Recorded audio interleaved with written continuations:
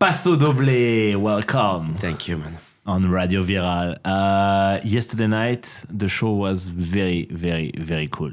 Thank you so much. I appreciated the energy in the club. It was amazing. People were there, enjoying the music. And I know it's a different style, but when you see people jumping and screaming, that's the most important for an artist. Yeah, especially that club. We are in Dubai, and that club is known for not letting people taking pictures and videos, which actually leads to a very, very, very nice atmosphere. Yeah. Because people are not on the phone. People are really enjoying the music. It was in, we can tell it, it was at Gate 2, next to Iris, in Maidan. Very, very nice. I was really surprised. It was my first time in that club, and it was my first time in a club in Dubai where people don't use the phone. It's really, really another crowd. It's another vibe, and it's another. It's another energy. People are focusing on music, focusing on dancing. So for an artist, it's something very important. Yeah, because it rewards your work. There is nothing worse than seeing the people on the phone and not dancing. I mean, I don't mind when I play. I don't mind people taking videos. But what is really bothering is when people are like just staying on the phone and just like not even dancing, not even partying with you, and you are playing music for those people. So yesterday you played. So your style is melodic house. Yes. It was exactly, and that's what you told me before starting your set, that club is exactly your style of music, right? Yeah, if you see, people know me in music industry as an artist, Afro House artist. I started in 2008 producing and playing Afro House. And we were struggling back in the days because this kind of music was not known at all. But step by step, and I can say it without any problem. When Black Coffee went the first time in Ibiza and played our kind of music, it opened the door for all those artists who were playing Afro House in the beginning. So, but step by step, you have this kind of maturity and smartness to adapt yourself in different situations. And at the end, we are artists, so we do whatever we want. The most important thing is to have this ability to share it with the crowd. And now, this Afro House right now, it's not my kind, so many people play Afro House right now. Yeah, now, yes. When you used to be into Afro House, not many people were into that, right? Yeah. And it's now that you are switching because probably you don't like to be where everybody is. Yeah, for me, it's not following a movement. For me, you can't take this decision and follow a movement or like this kind of music right now. There is no problem, but for me I was not enjoying. So I tried to, after the COVID especially, I was like, no, now I will do whatever I want. I will produce the music I want. And the most important is at the end, if people understand your music, that's the goal. So now I try, I still have my abilities, my Afro abilities and my Afro knowledge also, but I'm playing biggest scenes for biggest crowds. So I'm adapting myself, but the most important is not the genre, because I don't like to be in this genre or the other one, but the most important is to see people like you saw them yesterday. Yeah. That's the most important for me. Enjoying, jumping, dancing. And for me, it's like a kind of charging my batteries for 2025. Uh-huh. So that's the goal. Being in a genre, sometimes it's not very interesting. The most important is to focus on the music you're playing, to focus on the crowd you are playing for, and that's the thing. You do it for them. You are playing for them. If you want to listen to the music you like, you have your car, you have your house, you have different places. But when you are behind people, and you know that people are what they are expecting from you, go for it. Do it. And you are very well known in the music industry, but imagine now people who discover you on this podcast. How you would describe your best achievement in this career that started, like you said, 2008? 2007. Seven? Yes, 2007. I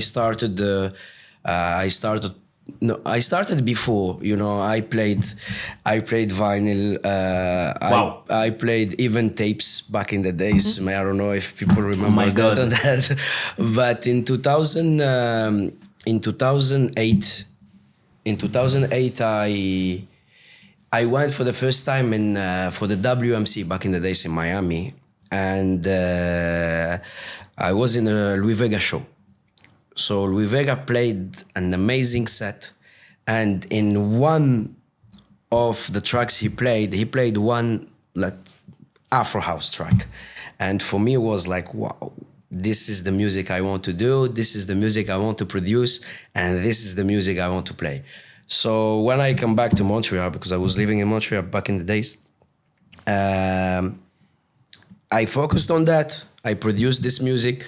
I opened my label in 2010 to release all the African artists, because I'm half African too. You're Algerian. Yeah. So I know that it was difficult to release music, to send demos on poster. So I opened this label, and I gave the possibility for people to release music and to be creative. I don't care about the name. I don't care about the statute of the artist. I was releasing music just to give them this door for the world, Europe and America. So it started from there. I producing my music, playing Afro House.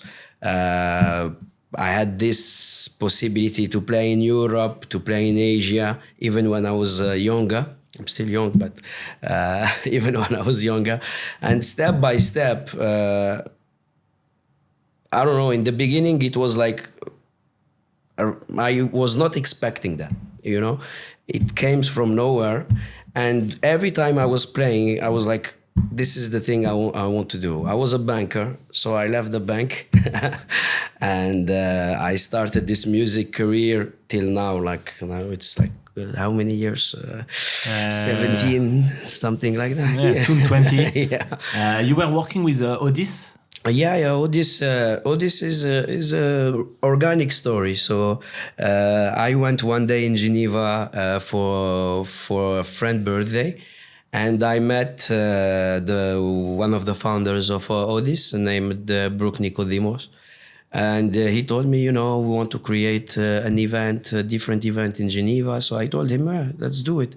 So we started step by step. They started step by step because I was in Montreal.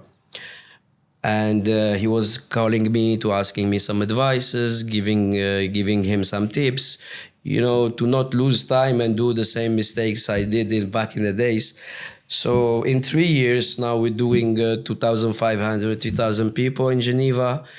It's a party with thematic, and people come with outfits and everything. So it's a well-known party in Geneva. Yeah, in Geneva now. Yeah. Now we're doing well, and now we are trying to expand it and to put Odis in different festivals and different countries. So we did Istanbul, we did Morocco. Now we're going yesterday. Yeah, Dubai yesterday. Yeah, Odis was at Iris. Very good show. And we did, and we have in the future Costa Rica. You guys going to Costa Rica? Yeah, BPM Festival. With the Odis stage for the opening of the festival with the Adriatic. And you're gonna play with Camel Flat before Camel Flat? Yeah, we play in Scenarios stage with the Scenarios guys, Maga, Emmanuel Satia, and Dorian, and Camel Fat. So it's going step by step. We don't want to burn levels. We're doing it step by step. I told them, you don't think too far.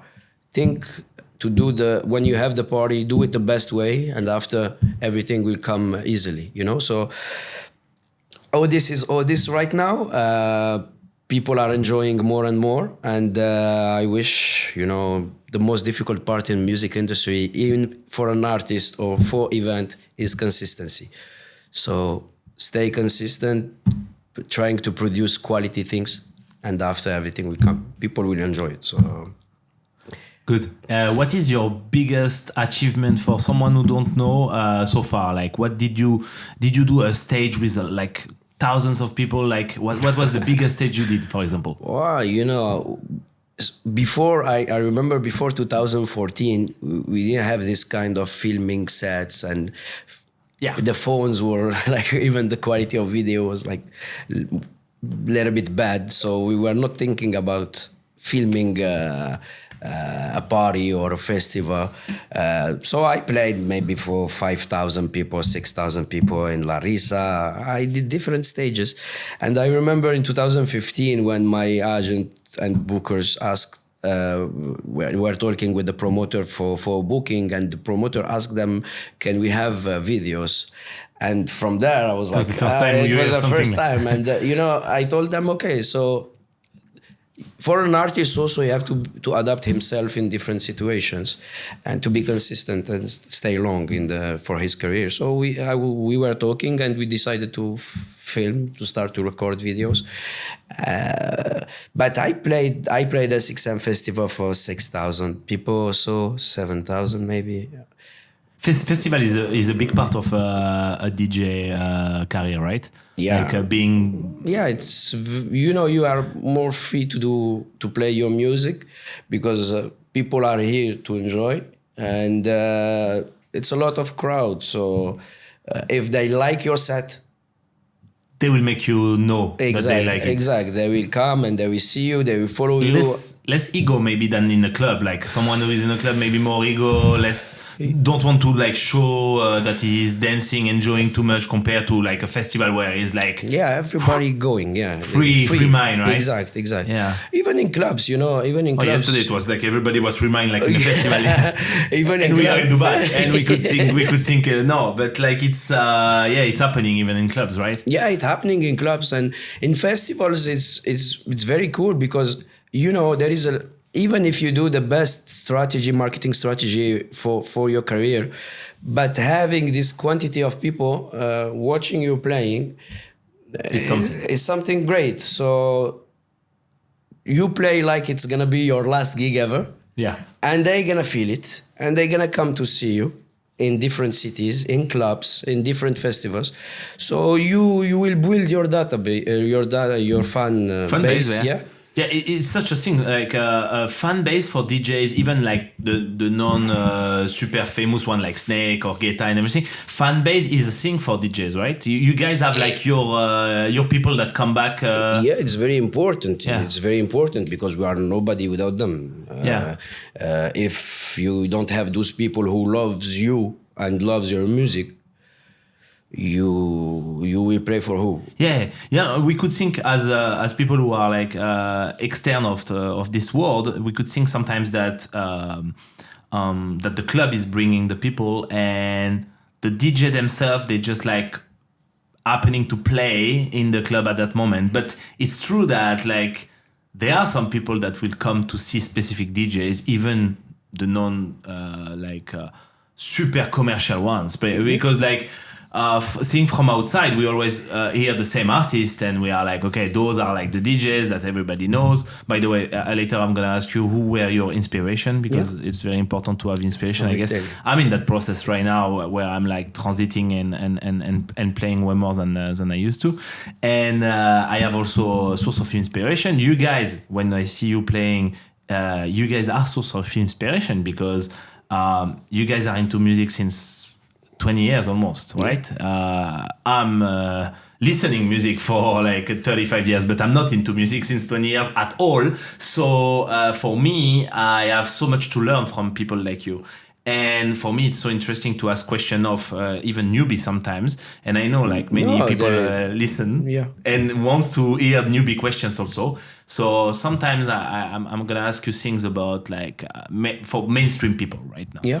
And but I know you know a lot, and I want also to dig into the backstage of your job and a bit maybe if you want, we could also speak a bit about like how much DJs get paid, you know, because like people don't know about it. It could be like a range from like, I guess, €500 till even for free. Even for free. Yeah. It could start for free and it goes like to like 500K. Yeah. More, Yeah, 1 million. It depends of how bankable is the artist. People sometimes, or DJs sometimes, they don't know how to fix their price.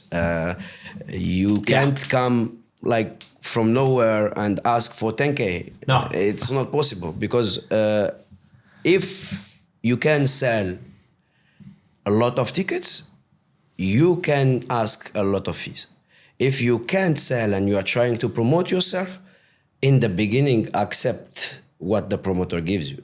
You mean if your name can sell tickets, right? Yeah, if your name is if you are a enough brand, to, if if you you are are a brand, yes, is enough to sell a lot of tickets, then that's where you can justify a certain logic. price, right? It's logic. It's logic. The club is making an investment on you, paying you a certain price, and Exactly. saying, okay, I'm gonna get back that money by selling X tickets at this price or X tables. Exact.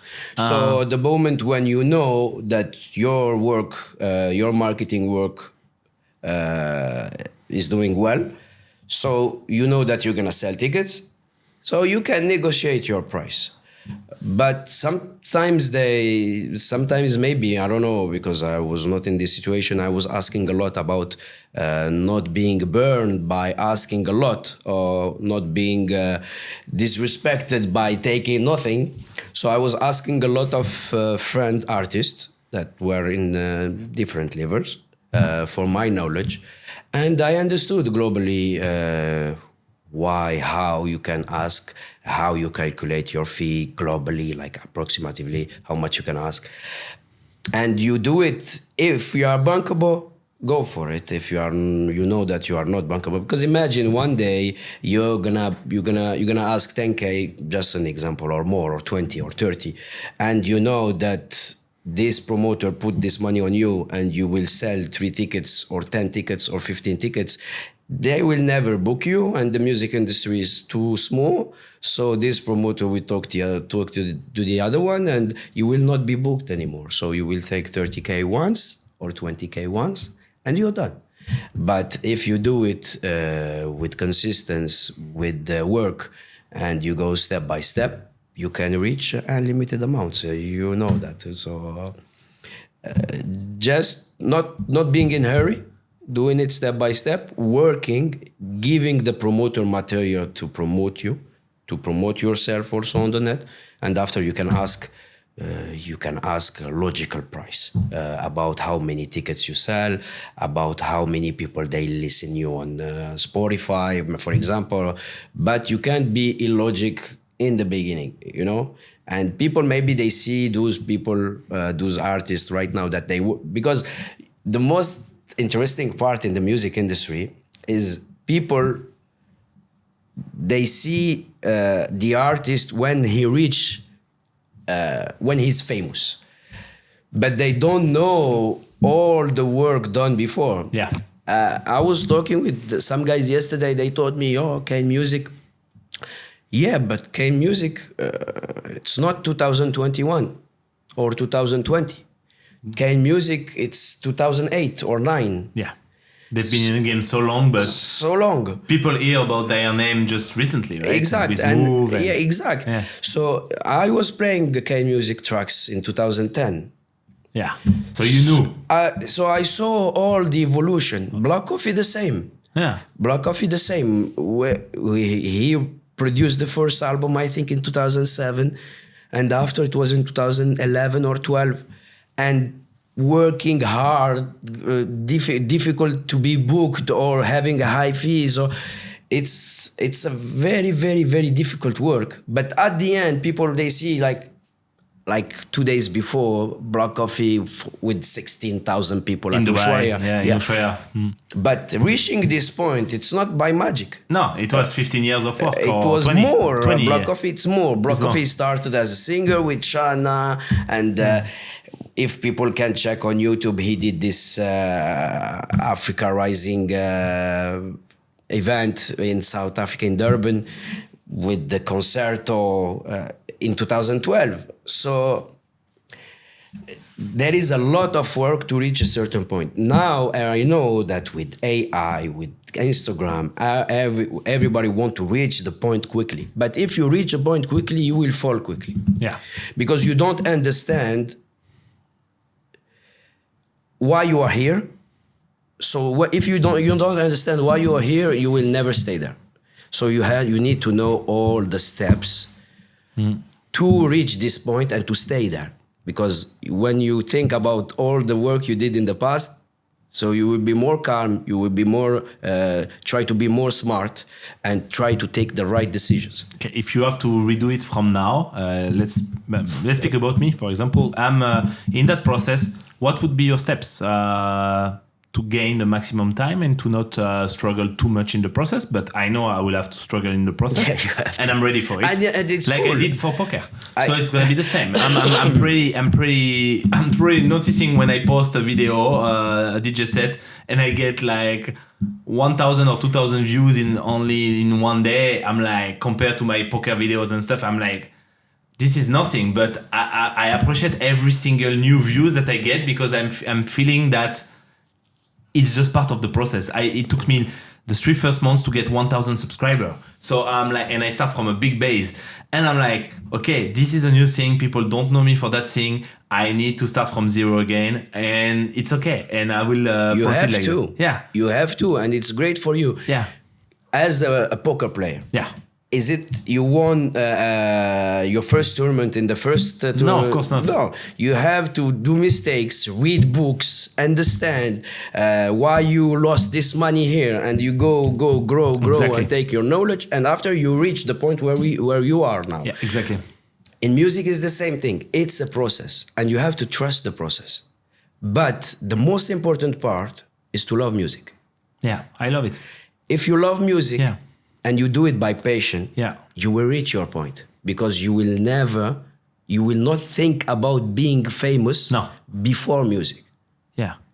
Love music, do it with passion, and after you will get something. Yeah. Maybe you will not be the biggest artist ever, but you will reach a point that where you are okay with that. Yeah. I'm happy. Exactly. And that's the most important, And being happy. What are your tips now to, in 2025, to start the process and to be reaching those goals quickly, a bit more quickly? A bit, I'm not a big fan of following a trend. Okay. So maybe it's the wrong advice now because everybody is following a trend to be quick and to reach the point quickly. But for me, the most important is to play or when you decide to produce what you like. Because if you produce what you like, people will feel it. Yeah. If you produce what everybody is doing, you will be on the... Yeah, you will be stuck in that mass. In the mass. You will be on the mass. And it's... You think in the beginning that following the trend is going to be easy for you. But when you see that there is a big mass doing the same thing, and it became very difficult to be out of this mass. Okay, I'll give you this example. I want to play. If I follow you, I would be like crazy. I would play like Red Hot Chili Pepper in my set. Then I would play Rammstein, and then I would play David Guetta, and I would play Daft Punk. And it would be like so random, and the coherence of everything. Yeah, okay. So for you, for example, if you tell me this, that's really what I like. Yeah. Choose, let's say, Daft Punk and David Guetta, but not the same music. No, completely. But let's say you're gonna play electronic music on the genre of David Guetta. Okay. So you will stay focusing on that, having all the knowledge on this kind of music, and after you can move forward. If you want to play Red Chili Pepper, you will play Red Chili Pepper. You will have all the knowledge of Red Chili Pepper and all the genre, depending on this style, and you will go for it. You specialize yourself, and you go for it. But I'm telling you, you have to do what you like, what you love, because at a certain point, when you are struggling, what's gonna save you is the love of what you are doing. Yeah. Because if you are doing something that you don't like and you are struggling after 2, 3 years, 4 years, There is no way to continue. you're gonna be like, I'm losing my time and I don't love what I'm doing. So let's do something else. And this is the biggest, and it's gonna happen. That's the filter for artists, because there is a lot in the beginning, but after step by step, you will have people who loves this kind of music. They're gonna stay, they're gonna struggle, they're gonna work hard. And you have those people who did it because it was a trend. So at a certain point, when they start to struggle, they will be like, it's not for us. So they will leave, and it's automatically filtered till the end, what people see at the end. So the most important part, and I will repeat it, do what you love, take a decision, and stay on it. Okay. Consistent. Because decisions is very important in the music industry. Yeah. Even in the first step, even after 2 years, if they're after 5 years, decisions. Take your decision, but decision have to follow your mindset and what you think about. Any crazy story happening around the world? Like, let's say a crazy souvenir in a club, anything that popped up. You know, some souvenir of gigs where something went wrong or something went super well, and some crazy meeting. You maybe thanks to your job, you end up meeting some superstars. I'm a guy who take a lot of. I listen to those people who reach a certain point. Yeah. I remember in 2021 or in 2020, and maybe he will remember that. We were in Zanzibar for a festival, and we played with Black Coffee, Luciano, Nicola Masayev, and many others artists, Colleen. So you and Black Coffee know each other very good? Yeah, or? yeah, musically. You guys know each other. He knows me and I know him, and since many years. And we were after the gig, after playing, we were at the pool. And we were talking about everything, about life. And Luciano told me something that stuck in my, like in 2 seconds. He told me, you have to play contemporary music. Play contemporary music, Paso. So I was like, why he told me that now? And we are talking about the beauty of Zanzibar. And he moved after he started to talk about something else. And for me, it stuck in my brain, and I was like, why he told me that? And if he told me that, it means there is something. So from this day, I was like, okay, he's asking me to be free, to do it, and I'm nobody to be representing a genre. I play music. I Paso play music. So when I come back home, I start to produce and start to be more free to produce. And even the results, I released the last EP that is played by everybody, and it's my first EP in this genre. So I took these 2 seconds, and I think those 2 seconds changed my vision completely. And now it gives me this power, if God gives us health, to move more, 10 years more. Just these 2 seconds. So, but you have to take the decision also after. When you listen to that, you take the decision and you move forward. But it changed my life. And about something crazy happened to me. Not crazy, but I don't remember. I don't remember all the things in festivals or in clubs, because for me it's something that I'm used to. Maybe in 18 years, 17 years, I saw a lot of things. But something impressed me also. One day we played in a festival, and I played before Marco Carola. And when he took the desk, the DJ booth. He called the music the engineer, and he told him there is -3 or -4 dB in the second speaker, like far away. And the guy went and checked, and it was right. And from this thing impressed me, because I played before him. You didn't. He could hear the difference. Yeah, and it was like, oh wow.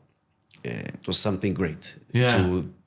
When he took the DJ booth, he analyzed the sound and he found that this speaker is like minus 4 dB or minus 3 dB, and this is impressive. And those things stuck in my brain. I don't know. Yeah, Do stories for me. It's like, oh wow, yeah, very good. How do you handle those travel, because you guys travel a lot, like you go to Canada, you go to Europe, yeah, you go to Middle East. You've been doing that for almost 20 years, 17 years. 17, Traveling that much, right? Yeah. How do you handle jet lags, life abroad? Yeah, we try to. I try to take a time sometime for me and my family, so we enjoy at the maximum. And the other time is a job also. It's work, yeah, it's work. So in the beginning, it was very difficult to travel 14 hours, 13 hours, 17 hours in the economic economic side of the plane. But now, with all the times and all the miles, so we can take a business class. So it's easier, a little bit easier. And now I'm based in Geneva. So even if I want to go to Middle East, it's 7 hours. If I want to go to Canada or America, it's 7 hours. But before it was like this 14 hours to come to Dubai, and more to go to... when you were staying in Canada. Yeah. And trying to manage, to sleep well, because it's very important. And to try to be healthy, to eat healthy. Alcohol is a thing, right? DJs drink. Yes. Most of DJs. That's what I noticed. I kind of feel like if you plan to drink, you plan to be a DJ, or you are a DJ and drink during like 20 years, you can't be at your best, right? I don't know. I don't know. I'm not a doctor. You just I know that I don't drink. So that's for me the most. Yesterday I see you taking water. You were just. They propose you tequila shot. You were saying no. Yeah, because like there is temptation every day. If you start accepting those temptations, then you're not gonna be at your best, and I'm pretty sure you're gonna be in a down spiral, right? Did you notice some?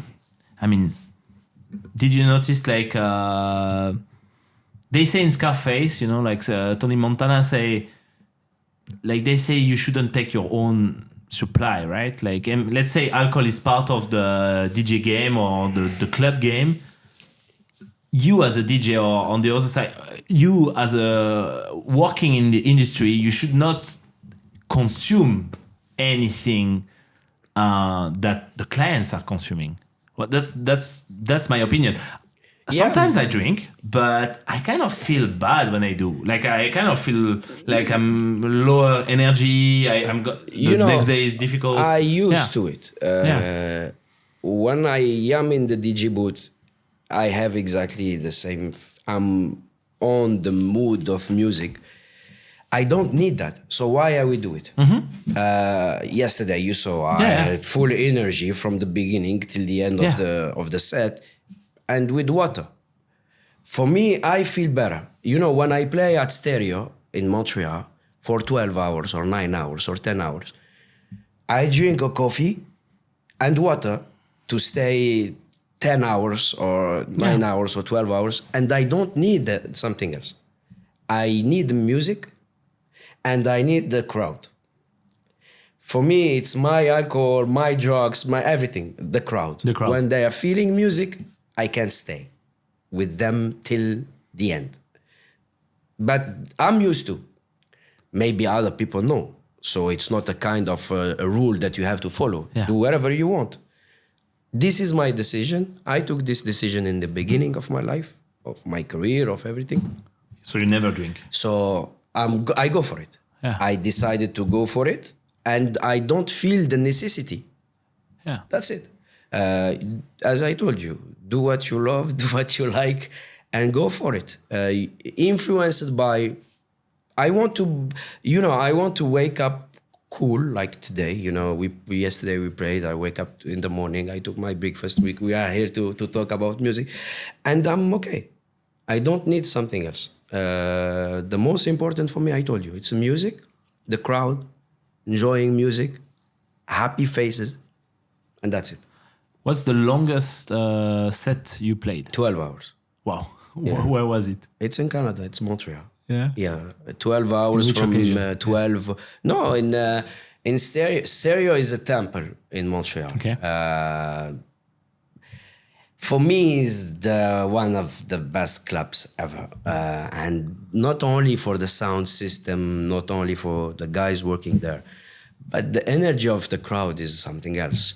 And they do this kind of all-night long sets or marathons sets.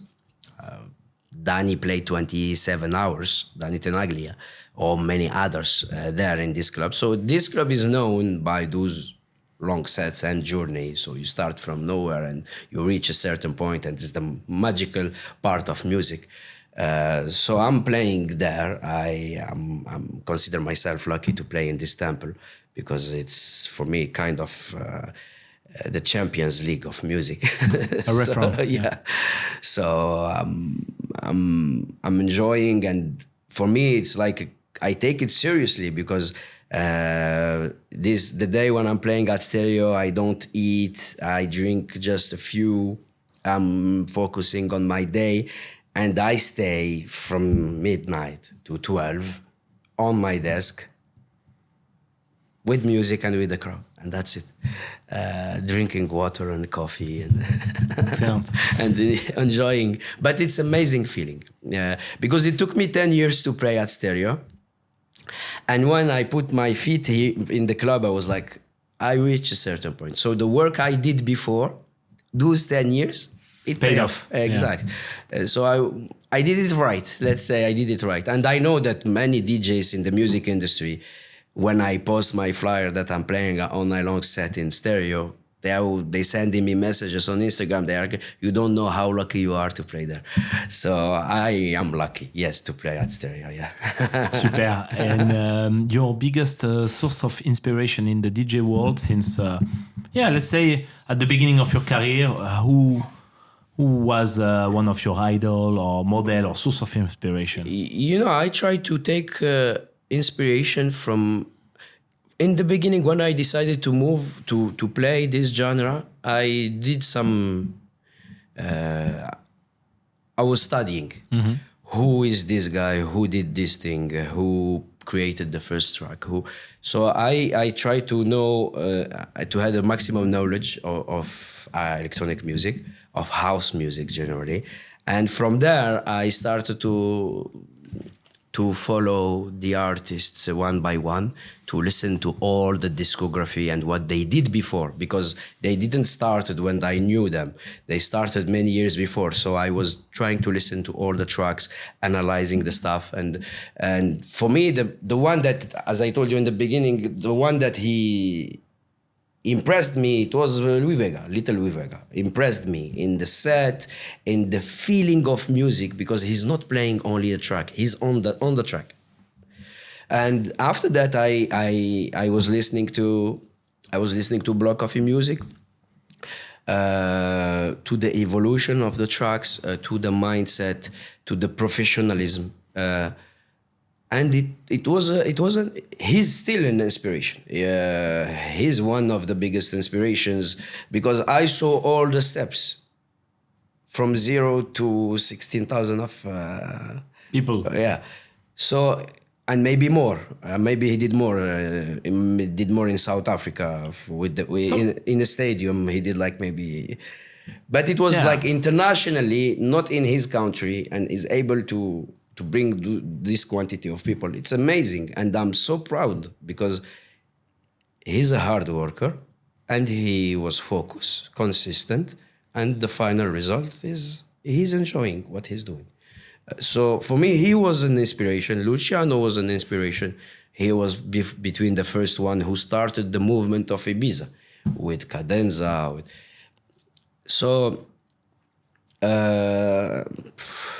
even Solomon, how he made it, and now he's very known, but You need to know exactly from where it started, all this story. So in Solomon is an inspiration. Marco Carola playing for all those hours in Sunwave Festival in Romania back in the days, and that's why he's known now, and he knows the music he's playing and the quality of the sets he's delivering. So all the artists that reach a certain point, if you follow the steps, they are an inspiration for you. If you see only the final result, they can't be an inspiration because you will not know exactly what happened before. And the most important part for an artist is to know exactly what happened. So when you have a bad time, you will be like, I'm not the only one. For this guy, it happened the same. For this guy, it happened the same. So he reached this point because he struggled, he learned, he took decisions, and he moved forward. So Louis Vega, Marco Carola, Solomon, Luciano, Rocco Rodamal, Manu, many artists, because you take, even if it's a little bit, but you take an inspiration from those guys because they reach a certain point. And in completely other genre of music, like things that you can listen that people don't know about. Yeah, you are listening to some artists that you cannot even play because they don't do house music. Or let's say if you listen to some rock or rap, I don't know, things that you don't even play. I'm open. I listen to many genre. I listen to rap, I listen to R&B, hip hop. Yeah, give me some artists that you like. I'm a Boys to Men guy, and the Marvin Gaye, and nice. Yeah, I love these voices, this sensitivity in singing. Barry White, the real music with the real voice. But I can listen to something completely different. I can listen to Dire Straits, or I'm completely open. The music I listen generally home is I listen to jazz fusion. Wow. Because for me it's a kind of relaxing for you. Yeah, a different genre, and it give you ideas for your electronic music production. Yeah, because you listen to different things.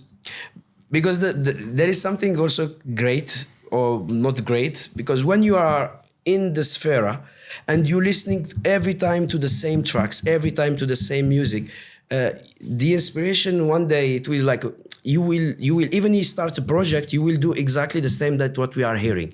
But if you listen to different genre, when you open, for me, for example, I produce on Logic. When I open my Logic, I have this fusion jazz. I have this sound that they used in this kind of music, and I start a project and it's completely fresh. My brain is fresh. I do it like without following any other genre or any other track that I heard in the set. Or it can be a source of inspiration to fusion both of them. But for me, this is the greatness of creativity in music production. Is production mandatory for, let's say, someone like me? At which point of my career in DJing should I start production? Yesterday. Or should I ever start? Yesterday. So I cannot miss production. No, production, it takes you a long time to be like a good producer. You will not be a good producer in 2 tracks. But can I just skip the production part, or should I dig into it? Depends on you. Let's say that I want to focus my next 10, 20 years to music. No, production is very important. Give me one artist that is well known that don't produce. Yeah, nobody. At which point? Okay, you say yesterday. Let's say the next year I want to focus maybe on DJing more often, DJing in more places in the world. Make myself known on YouTube also as a DJ and not only as a poker player. Can I start production after this, or should I start in the same time? I told you yesterday. So I start in the same time. Imagine just this feeling as a DJ. Yeah. Playing your music. Yeah. And for the crowd, and seeing that the crowd are enjoying the music that you produced in your studio. Mm-hmm. That's the best feeling ever. You are not playing. Of course. You can play, and this is a part of DJing. other tracks that you like from different artists. But imagine this feeling when you play a track and you produce this track in your studio and you see that the crowd are amazed by this music. Yeah, it's amazing. The feeling is the best. The best. And to be known also internationally and to have those kind of bookings. You need some tracks that are like... People, they have to know you. Yeah. From where they will know you? From the music that you produced. And the music that you produced played by different DJs, played in different clubs. So they will be like, and now we have Shazam, so they can Shazam. It's Yov. So why we let's follow him, and from following him we will see what he's doing, and till you reach your point. But production is And I have so much ideas. I really would like to take, for example, A-caps of Red Hot Chili Peppers that are almost not used. Work with vocalists. Yeah. Work with vocalists, write your lyrics, do your track.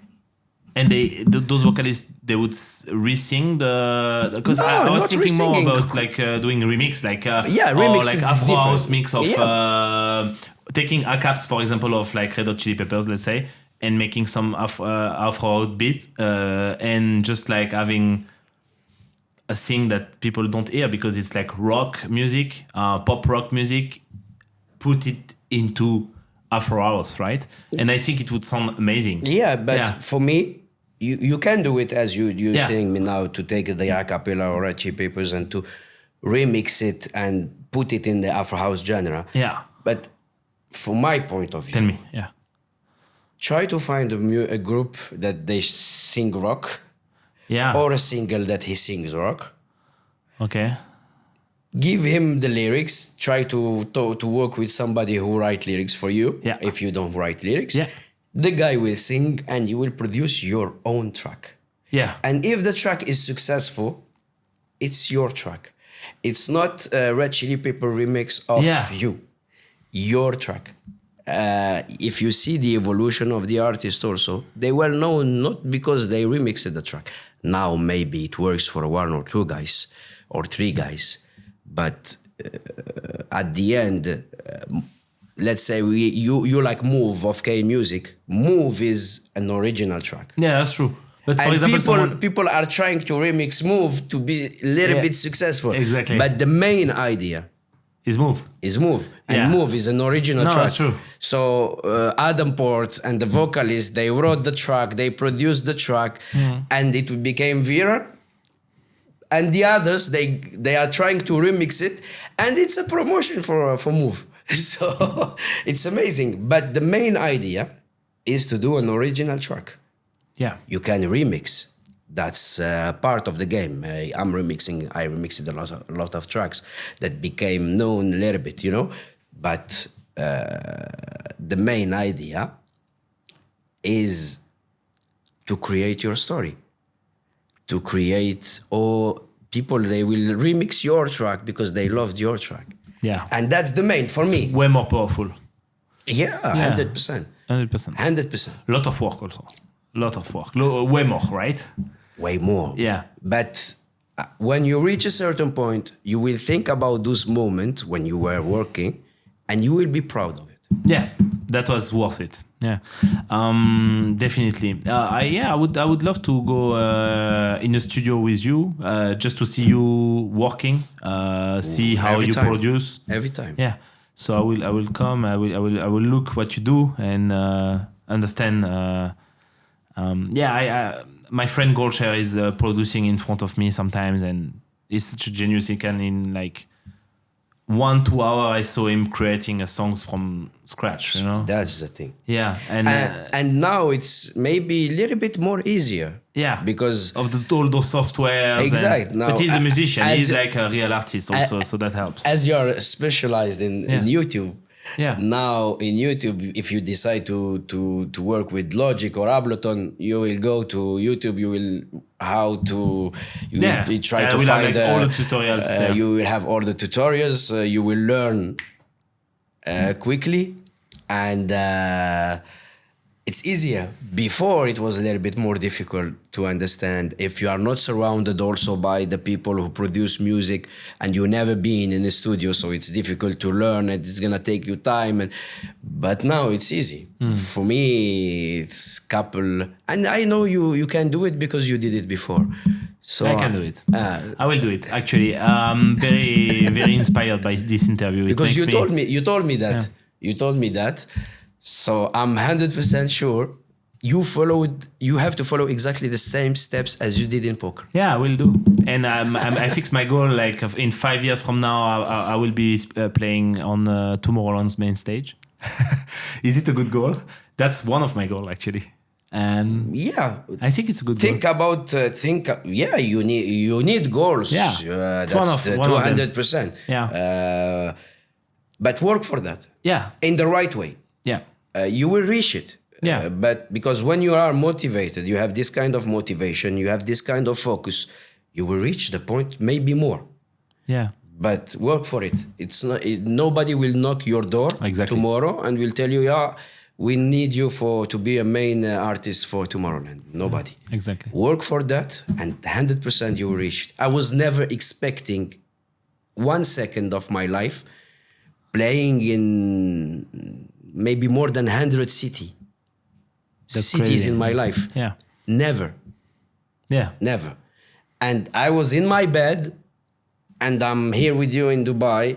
And last week in Miami, it's crazy, but it comes. It comes when you trust yourself, trust your work, and you do it. It comes. Yeah, it comes. A question about Anima's show, the show that everybody is speaking about, the one that is at the Sphere in Las Vegas. Anima, that is from Tale of Us. Yeah, is now creating an experience that is more than just like playing his own music. His own music, I really like his style. Actually, it's like melodic techno. Really, I love that style. And now he's, of course, adding all those effects, visual effects that will be. So what do you think about those? Like, is it like the future of DJing? One of the. For me, it's what Anima did is amazing. Yeah. Or you like or you don't like. That's not a part of the question. The thing is like, he's trying to move, to do something that nobody did before. The idea of the hologram was Eric Prydz in the beginning. Yeah, it was Eric Prydz in the beginning, yeah. But they took this, and they put it in another level. It's impressive. And even if they have those quantity of people going to the shows and reaching a certain point of success, but he decided to go deeper and higher. For me as an artist, as a businessman, as wherever you want, chapeau, Anima. Bravissimo. He's Italian. It's great. And you saw everybody was like speechless about the show, and he did it in the right way, following his word, and with those kind of violins. Those violins with robot, like that's I told you, maybe you like, maybe you not, but smartness and work, there is work, and that's what I like in the music or in different businesses. When you work for that and you try to go higher and higher and higher, for me this is part of the game. You have to do that. You have to do what Anima did. Or for me, I was like, it's a kind of inspiration. It is. Yeah. Paso Doble, where can we follow you? Where do you show your life and your career? Yeah, you can. Instagram, I guess, huh? Instagram, yeah, you have Instagram, you have my sets on SoundCloud. Okay, we're gonna put the link of your sets on SoundCloud in the description below. We're gonna put your Instagram also. And you do a lot of sets on SoundCloud. You have like a lot of things. Sometimes, like we decided next year to record all the sets that I'm gonna do in any clubs, any festival, yeah. And put them on SoundCloud. Yeah, we put them on SoundCloud. It's gonna be an audio file, not. It's amazing. And maybe sometimes I will put some because I was not on YouTube, but now I created one channel on YouTube. Super. So just to post the sets and those long sets of 9 hours, if you have time.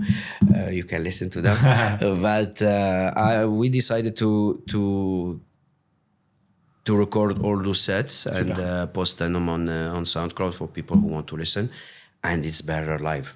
And we put those links below, and it's better live. I confirm. I saw already Paso Doble twice, and it's just the beginning of me seeing him way more often, I guess, in the future. Yeah. For sure. Thank you, buddy. My Merci. pleasure. Grand plaisir. And see you soon, guys. Put a thumbs up if you like that interview, if you find it inspiring for you.